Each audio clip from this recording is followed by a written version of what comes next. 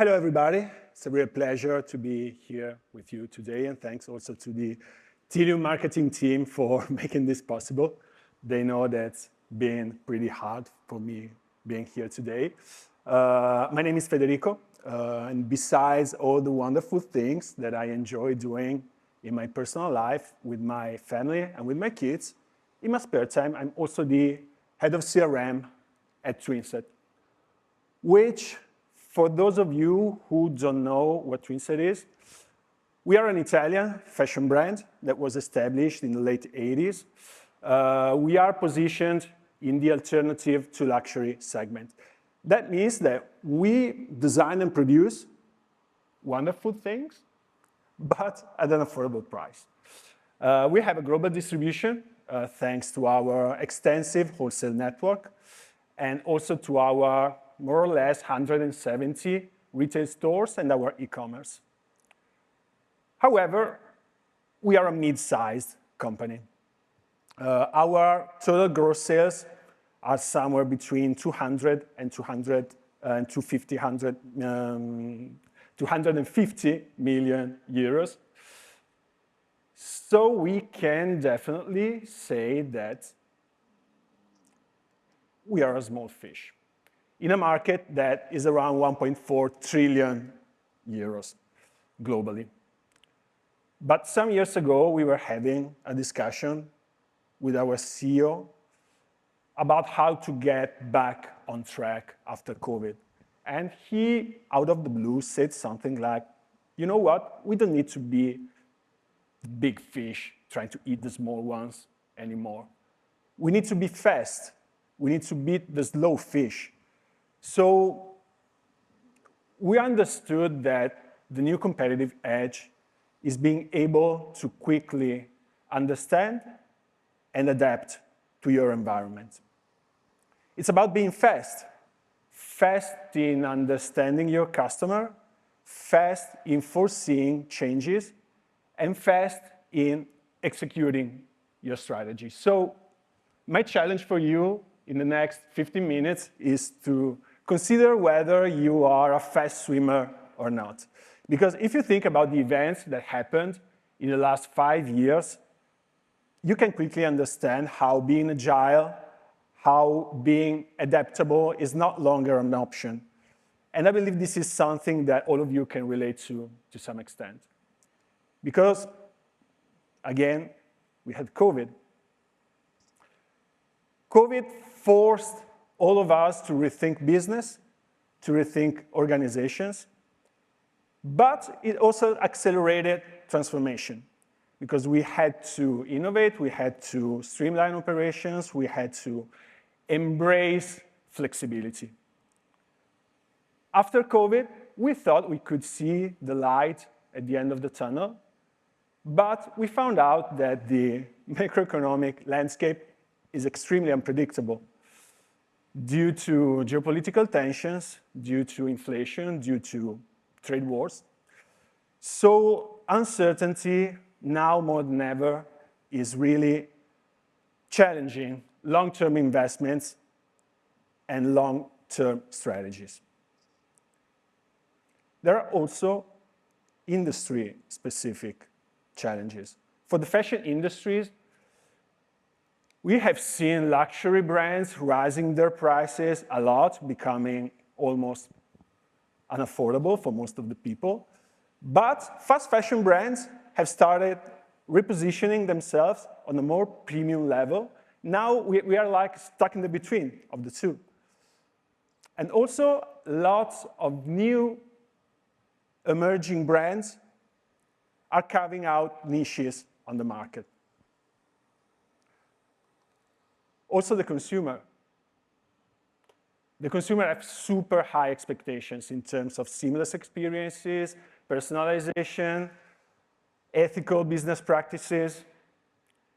And in the fashion, we're having also this discussion, long-lasting discussion about generations. For years, we've been told we need to address Gen Z, but now, 2025, we are reconsidering the silver spenders because they have the power. So this is a dynamic landscape. I'm sure that all of you can find specific challenges for your own industry. But every challenge can be addressed by being agile, being customer-centric, and being innovation-driven. But this is a path. For us, it was a path of culture and technology. I've been working on CRM for 15 years, more or less. So I truly believe that the customer is the #1 asset for every company. Because there is a quote from Sam Walton that I particularly love. He says that there is only one boss, the customer, and he can fire everyone by just spending his money somewhere else. So we need to put the customer at the heart of our strategy. And we did it, trying to understand, trying to anticipate and exceed customers' expectations. But how do we get to know the customer? Through data. So culture defines the needs that must be fulfilled somehow by technology. But technology itself is just an enabler. It's an enabler that allows you to do things and further pushes the boundaries of the culture. And at Twinset, we wanted to be great at taking control of all of our customers' data. And for us, that means that we wanted to be great at generating insights. Fashion is a pretty self-referential business, self-referential industry. When I had the first fashion designers coming and knocking at our door, asking for customers' insights, asking for what's trending and what's not, I understood that we really did push the cultural boundaries a lot, believe me. Being fast needs to optimize time to market, so we wanted to deploy new customer journeys and new use cases in weeks, if not days, not months, like happened for us in the past. And to do so, we had to base our data on a rational technological stack. If you keep adding things to your stack, you can really, it can become difficult to manage everything. So we didn't want to overcomplicate things. We wanted to optimize the time that we spent on maintenance and project management. And finally, what delivers value to the customer, so omnichannel personalization. I don't want to spend a lot of words on that. I think we are all on the same page about this. So 3 years ago, I was discussing with my CIO on how to make this real, on how our customer technological stack should look like. It was a very harsh conversation, to be honest. It wasn't easy, all due respect to all the IT people in here today. But it was a productive conversation. And we figured that out. We were already starting with a pretty good situation, to be honest. We had already an omnichannel CRM that was ingesting data from both the point of sale and the e-commerce in real time. But we were just talking about ethnographic and transactional data. Definitely not enough to say that you know your customer, all right? We needed a technology that could allow us to further push our customer culture and to act as an enabler. And that's when we decided to implement Tilium Audience Stream. Right away, we ingested data from the CRM and behavioral data from the e-commerce. We also wanted to internalize those data in order to run analysis and new segmentation models. Breaking news, unfortunately, Ethereum is not for free. So we needed also to deliver fast value on this kind of investment, especially for a company that is our size. So we integrated, firstly, Google and Meta to make our first-party data work better on our digital ADV campaigns. And we also did implement server-side event tracking. And time after time, we always added something more to the picture, loyalty and promotions, our own media, email, SMS, push notifications, and also integrated with the point of sale to give also more data to our shop assistants. And I don't want to stay too much on this. I don't want to give you a headache. But just to tell you that this is a 2 years job for a company that is a fashion brand. We are not a tech company or a native digital company. And we are a mid-sized company. We are not a huge global corporation. And I believe that in any other circumstances, it would have probably taken decades for us. But let me also tell you about some of the results that we had. First of all, we needed to monetize. We needed to reach the positive ROI on this, and we did on both Google and Meta. We had extremely good results that after 2 years are very consolidated. But the funniest thing about this is that we have now created a unique collaboration between CRM, digital, and our media agency. For those of you who work with an external media agency, you know how it can be difficult to change sometimes. It's not valid for everyone, of course, but to change certain ways of working. So also here we had a pretty tough conversation to start using our first-party data.